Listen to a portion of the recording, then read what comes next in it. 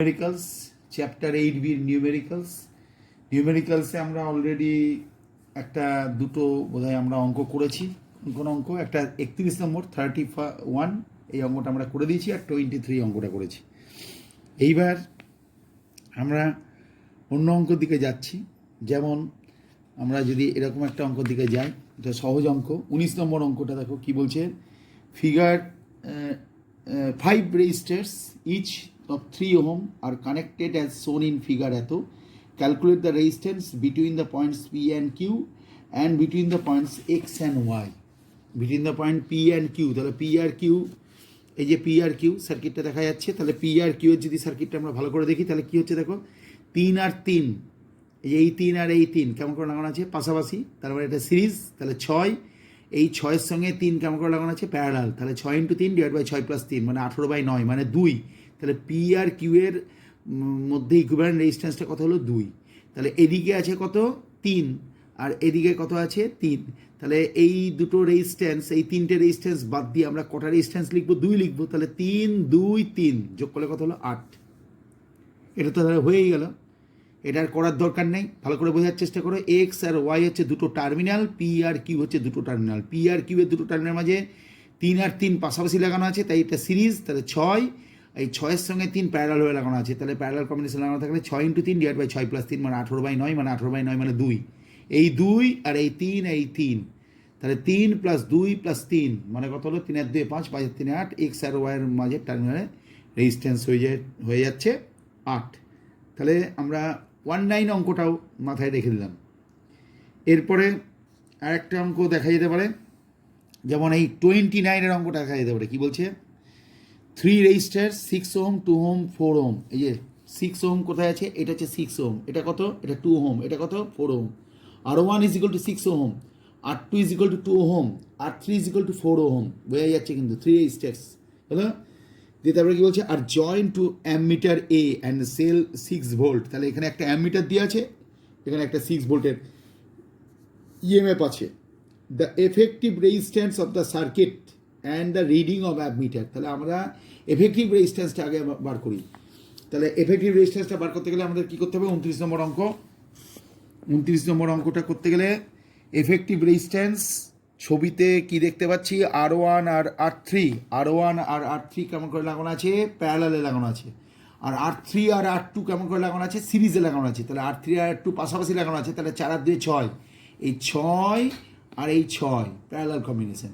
তাহলে প্রথম কোশ্চেনের অ্যান্সারটা 29 নম্বর প্রথম কোশ্চেনের কথা হবে, লিখতে হবে effective resistance of the circuit. তাহলে এফেক্টিভ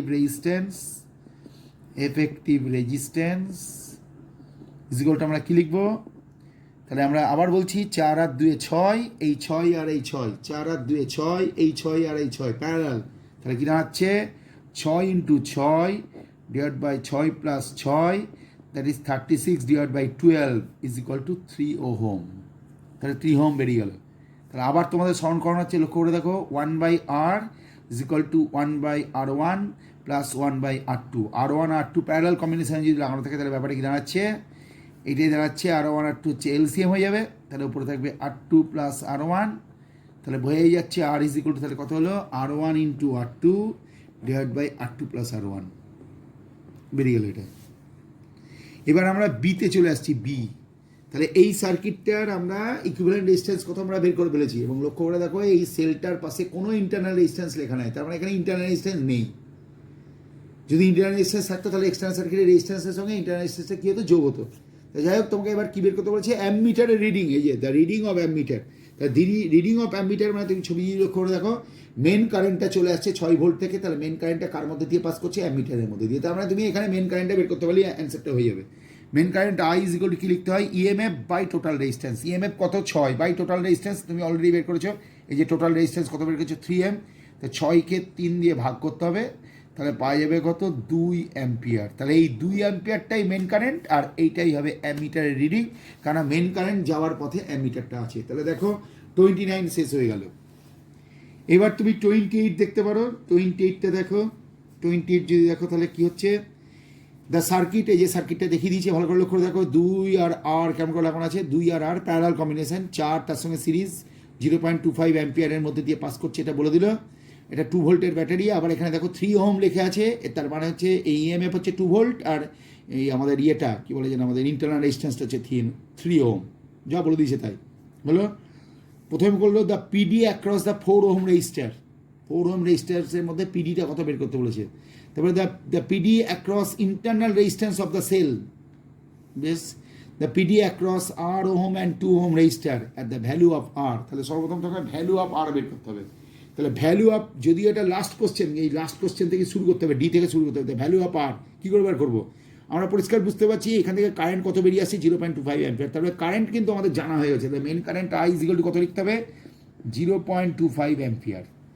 এবার টোটাল রেজিস্ট্যান্সটা লিখতে হবে। দেখো করে দেখো 2 আর আর কেমন করে লাগানো আছে, দেখো প্যারালাল কম্বিনেশন, তার সঙ্গে 4 কেমন করে লাগানো আছে দেখ সিরিজ, আর তার সঙ্গে 3 ওহম সিরিজে লাগানো থাকবে। তাহলে কী করতে হবে, এবার তুমি টোটাল রেজিস্ট্যান্সটা বার করছো, লক্ষ্য করে দেখো 2 এবং আর প্যারালাল কম্বিনেশন, তাহলে তোমায় কী লিখতে হবে 2 into R divide by 2 plus R, plus কী করতে হবে, প্লাস করতে হবে 4, আর কী করতে হবে তার সঙ্গে 3 ওহম যোগ করে দিতে হবে। তাহলে এবার তোমায় কী লিখতে হবে, এটা হচ্ছে টোটাল রেজিস্ট্যান্স, এর পাশে থাকবে ওহম, এই গোটা ব্যাপারটা হচ্ছে টোটাল রেজিস্ট্যান্সের ব্যাপার হয়ে গেল। তাহলে কত হলো, ওপরে থাকলো 2 আর, নিচে থাকলো 2 প্লাস আর, আর প্লাস থাকলো 4 আর 3 7, ব্যাকেট ক্লোজ করে দিলাম, ওহম বানিয়ে দিলাম, ব্যাস গল্প শেষ।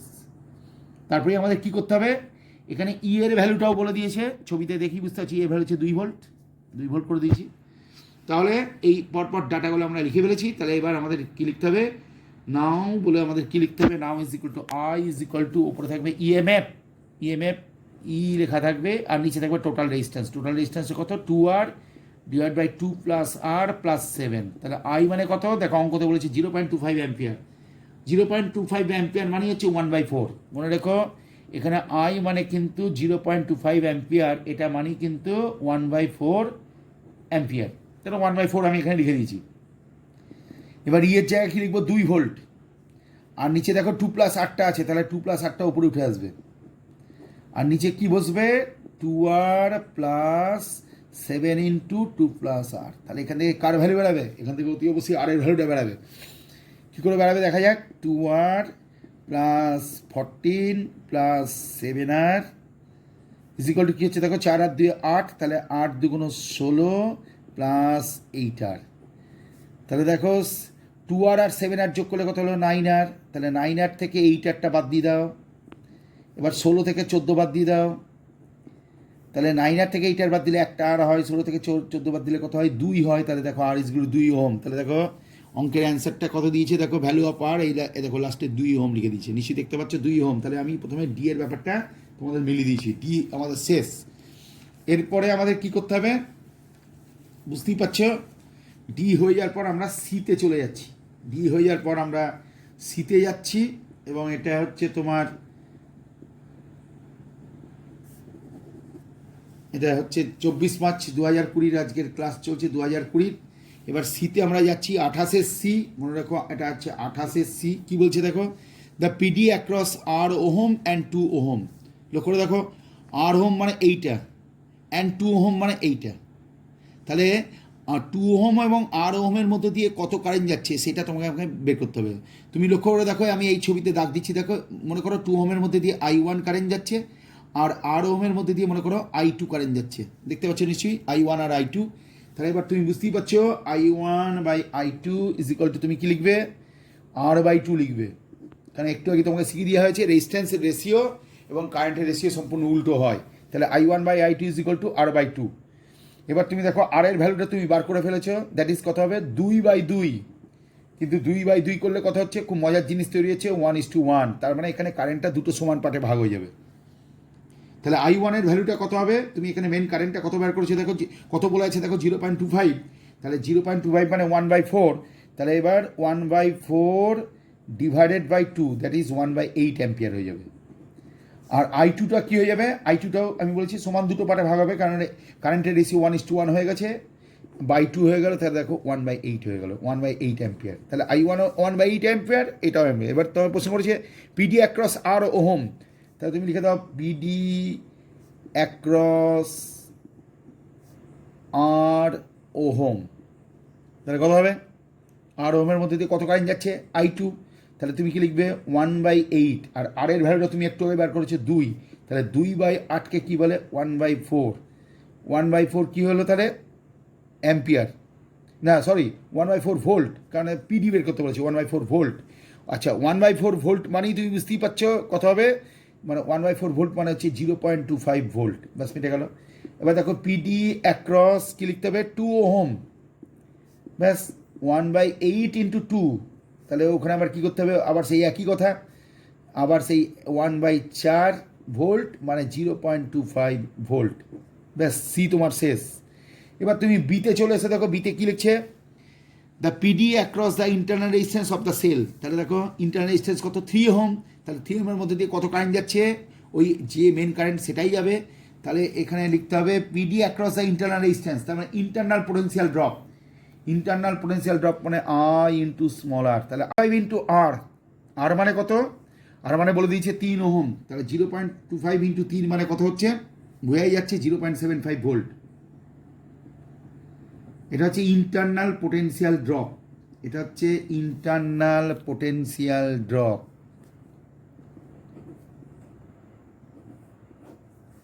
তারপরে এবার এতে চলে এসে কি বলছে? দ্য পিডি অ্যাক্রস 4 ওহম, তাহলে 4 ওহম মানে কোনটা? এইটা, তাহলে 4 ওহমের মধ্যে দিয়ে কী কারেন্ট রান করেছে? 0.25 রান করেছে, কারণ এটা মেন কারেন্টই যাবে, কারণ I1 I2 দুটো পাটা ভাগ হয়ে গেলে মেন কারেন্ট কত হয়ে যাবে? আই হয়ে যাবে। তাহলে লিখে দাও পিডি মানে potential difference across 4 ohm resistor কী হয়ে যাবে? 4 থাকবে ইন্টু কী হয়ে যাবে? 0.25, তার মানে 4 ইন্টু 1/4, দ্যাট ইজ 1 ভোল্ট। তাহলে 28 নম্বরটা আমাদের শিখিয়ে দেওয়া হলো। এইবার যেরকমভাবে অঙ্কগুলো করানো হচ্ছে, এবার বাড়িতে কিন্তু হোমওয়ার্ক তোমাদের কাছে কোনো ব্যাপারই না, 30 হোমওয়ার্কটা তোমরা করবে।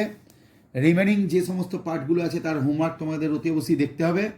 আর এই প্রসঙ্গে তোমাদের একটা কথা বলে রাখা হচ্ছে যে, এই প্রসঙ্গে যে কথাটা বলা হচ্ছে সেটা হচ্ছে যে দেখো, লকডাউন পিরিয়ড এইরকমভাবে বেশ কয়েকদিন পড়াশোনা হয়তো করতে হবে। আমি ভেবেছিলাম পরের মাসে ক্লাসটা নিয়ে শুরু করব, কিন্তু আবার শুনতে পাচ্ছি বহরমপুরের অবস্থা একটু অন্যরকম।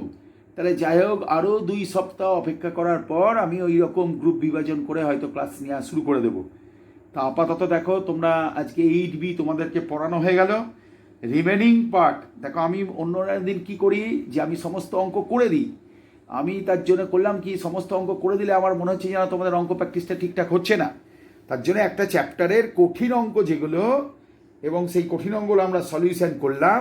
আর তার সঙ্গে সঙ্গে মাথায় রাখো, সলিউশন করার সময় যে সমস্ত কথাবার্তাগুলো বললাম, যে সমস্ত ইকুয়েশানগুলোর কথা বললাম, সেগুলো কিন্তু বাড়িতে ভালো করে মাথায় রাখতে হবে। তাহলে যদি আমরা একটা ইকুয়েশানগুলোর লিস্ট যদি আমরা বানাই, তাহলে দেখো তোমাদের সামনে আমি দেখি ইকুয়েশানগুলোর লিস্ট আমরা বানানোর চেষ্টা করব। যেমন দেখো, প্রথম একদম 8-এর এ আর 8-এর বি নিয়ে যদি ধরি কাজ করি, তাহলে দেখো 8-এর এ প্লাস 8-এর বি, এই দুটো ইকুয়েশান নিয়ে যদি আমরা কাজ করি, প্রথমেই আমরা 1 নম্বর ইকুয়েশান পেয়েছিলাম I is equal two Q/T। এখান থেকে আমরা পেয়েছিলাম কত? NE/T। এন মানে নাম্বার অফ ইলেকট্রন, এন মানে নাম্বার অফ ইলেকট্রন, আর টি মানে কি হচ্ছে? টি মানে অতি অবশ্যই মনে রেখো number of electron. I is equal two, তাহলে কত হচ্ছে? I is equal two Q/T is equal two, তাহলে কত হচ্ছে? এ নাম্বার অফ ইলেকট্রন এন, আর তাকে মানে টি সেকেন্ডে কতগুলো ইলেকট্রন পাস করেছে? N number of electron pass করেছে, তাহলে সেই সুবিধা এইটা। এবার 2 নম্বরে তোমাদের যেটা করতে হবে সেটা হচ্ছে V is equal two RI, বলার অপেক্ষা এখানে এটা ওহমস ল, কিচ্ছু বলার নেই এখানে। 3 নম্বর ইকুয়েশন তুমি খালি মনে রাখবে R is equal to rho L/A। Rho মানে স্পেসিফিক রেজিস্ট্যান্স বা রেজিস্টিভিটি, এর মানে length of the conductor, A মানে এরিয়া অফ ক্রস সেকশন, এটা মনে রাখতে হবে। আর কি, আর তোমাকে সেই সুবাদে একটু কন্ডাক্টিভিটি মনে রাখতে হবে। সিগমা ইজ ইকুয়াল টু, তাহলে কত হবে? 1/ρ, তাহলে সিগমাটাকে বলা হবে কন্ডাক্টিভিটি। সেরকম কন্ডাক্টান্সকেও মনে রাখতে হবে, কন্ডাক্টান্স মনে রাখলাম, কন্ডাক্টান্সের কী হবে? 1/r, তাহলে এটা 5 নম্বর হিসেবে গেল। Conductance is equal to 1/r, conductivity is equal to one by resistivity. এটা গেল 8-এর এ চ্যাপ্টার। এবার 8-এর বি চ্যাপ্টারের ক্ষেত্রে কী হবে দেখো, 6 নম্বর ইকুয়েশন 8-এর বি চ্যাপ্টার। প্রথমেই আমরা 8-এর বি চ্যাপ্টারে কী পড়েছি নিশ্চয়ই মনে আছে? ইএমএফ মনে আছে। তাহলে ইএমএফটাকে আমরা যদি বলি ইপসাইলন, তাহলে epsilon into Q is equal to W, therefore epsilon is equal to W/Q। এটা কিন্তু তোমাদের মনে আছে, ডব্লিউ বাই কিউ লিখে দিলাম, স্মল কিউ লিখেছিলাম, তাই হলো। 7 নম্বর আমরা কী করেছিলাম, টার্মিনাল পোটেনশিয়াল ড্রপ বা টার্মিনাল পোটেনশিয়াল ভোল্টেজ, সেটা যদি ক্যাপিটাল ভি হয় তাহলে তাকে স্মল কিউ দিয়ে গুণ করলে কী হবে, লক্ষ্য করে দেখো, ডব্লিউ ড্যাশড হবে। Therefore small V is equal to কী হবে, ডব্লিউ ড্যাশড বাই কিউ। এবার 8 নম্বরটা কী করেছিলাম নিশ্চয়ই মনে আছে, সেটা হচ্ছে V is equal to epsilon I R. এই আই আরটাকে আমরা কী বলেছিলাম, ইন্টারনাল পোটেনশিয়াল ড্রপ। ইপসাইলনটাকে আমরা কী বলেছিলাম, এটা আমরা ইএমএফ বলেছিলাম। ভি মানে কী হলো, টার্মিনাল পোটেনশিয়াল ড্রপ। তাহলে বলার অপেক্ষা রাখে না, এখানে ইপসাইলন গ্রেটার দেন ভি, এটা মনে রাখতে হবে।